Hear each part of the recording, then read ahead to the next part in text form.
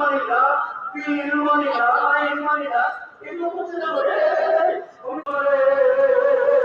যত করছে তাই দায়িত্ব মনে করে সোশ্যাল মিডিয়াকে দখল করতে হবে আন্দোলনের মাধ্যমে এবং ছবি দিয়ে বিরোধিতার মাধ্যমে। আগামী দিন আপনারা সকলেই ভালো থাকুন। আর আগে বাপের খবর পাঠিয়ে নিয়ে এসে তারপর